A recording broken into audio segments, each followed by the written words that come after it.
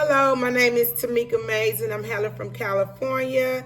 I'm going to give y'all a little intro about myself. This is about my life and my life story. I'm the only one can tell this story. No one else could ever tell my story. So I'm pleased and excited to tell my story.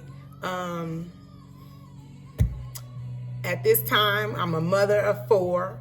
All my kids are grown, and which is a blessing, okay?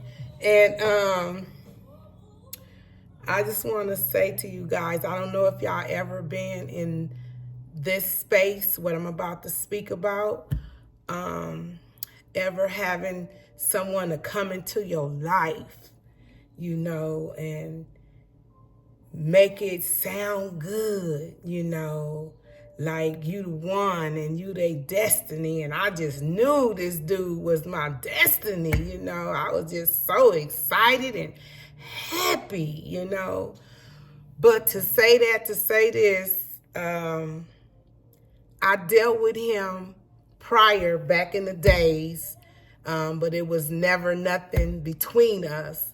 So he came back, looking for me. I ain't go looking for him, remind y'all. And I got off work one morning, went to my co-worker house, and my uncle gave me a call. And he was like, Mika, so-and-so here, and he have green eyes, and he said you brought him here and introduced him to me and my wife. And I was like, oh, put him on the phone, so happy to, really hear from him, Met up with him, once I got on the phone, it was click, clack, hung up. He met up with me, he came where I was, and I saw the red flags. There ain't no sense of me playing no games. I saw them flags just as well as, if it was red and waving in my face, I saw that red flag. Seen many of them. But anywho, once I said, I'm going to tell y'all this red flag. Once I said, oh, I'm so happy to see you. He picked me up off the ground and hugged me like I'm just thinking he was the one. You feel me? Man, check this out. He had nerve to say, no. I said, I'm getting ready to get me a home. I'm finna get me a home. And then he said, out of his mind, oh, Lord, I can't do that no more. That was a red flag for me right there, and I knew it, but I just said, oh, shoot, if this is my destiny, let me keep on trying. Let me just act like I ain't hear that, but I heard it. So we flew down. He got in his car. I got in my car. We both jumped in the metro lane, flew down to his place, and, I guess he thought he was going to have some intercourse, and I was like, oh, you better put that up. Ain't nothing going on right here. So I had to let that be known. But anyway, he was going around with me with my family, telling my family I'm the one. He gonna marry me. He got to just get himself together, and all of this stuff. And in the meantime, begging for money. Okay? Yeah, I did. I was the one who gave, but he would have to give me my money back when he asked, can he borrow it? So I'm like, oh my God, like, what is this? But I really want to be with him. So I'm trying to just, we gonna work through this. I'm figuring like, okay, it's gonna be okay. Man, asked that man, I said, what you need, 2 years, 1 year, 2 years to get your, to get your sleigh right? And he told me he needed 2 years. I did that. I gave him 2 years, which I shouldn't have, but I did, okay? So to say this, to say that, by me thinking that he was my destiny and then find out he was just a lesson and I was the blessing and he was my lesson to learn when I meet or encounter with someone and they not right and you see them red flags, you don't sit in that. You get out of that, So eventually, after the 2 years, I had to cut him off, and I did.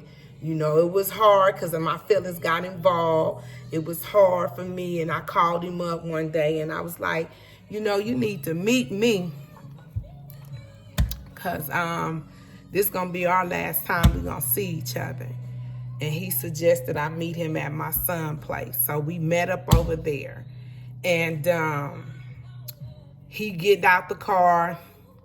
I got out the car. We meeting each other. He stuck his tongue down my throat, honey, and I let him, okay? I ain't gonna lie. I let him, and he pulled me to his car and asking me, will I go to a room with him? And I told him no, and I said, I'm not paying for it. And then he wasn't no more said, so I took his ears, and I grabbed his ears, and I rubbed my nose against his nose, and I laid my head on his chest, and I looked up at him. I say, when I'm used to letting somebody go, I'm used to fighting. And that was just the truth. I said, and this ain't for you, this is for me, and I let him understand everything that you showed me who you were. So this is it. And he tried to get me to go, but I was so glad I was able to stay strong, Maybe if he had said he was going to pay for that room, maybe I would have dashed on with him, But he didn't say he was going to pay. I wasn't finna pay. So, anywho, just to come back to this story, it devastated me so bad. It felt like my heart was ripped out. It did. I ain't gonna lie to y'all. And it took me pretty much this year to kind of get over it. And that was in 2021. Because 2019, he came around. I gave him 2 years. In 2021, I walked away, But I had began to learn to love myself, love me. That's what I had to do, And even though it was a replay in my mind, and I would be praying and asking Almighty to just remove it.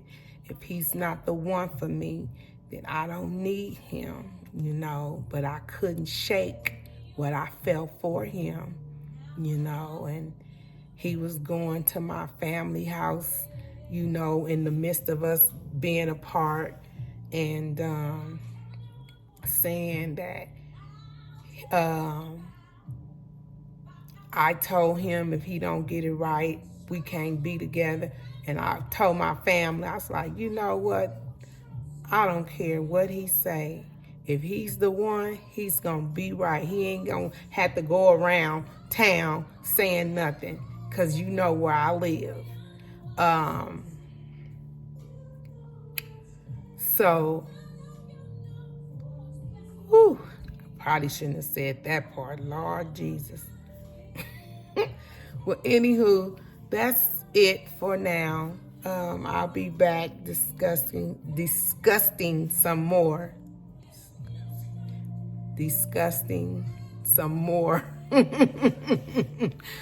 Some more insights about my life. Thank you. for listening. Peace.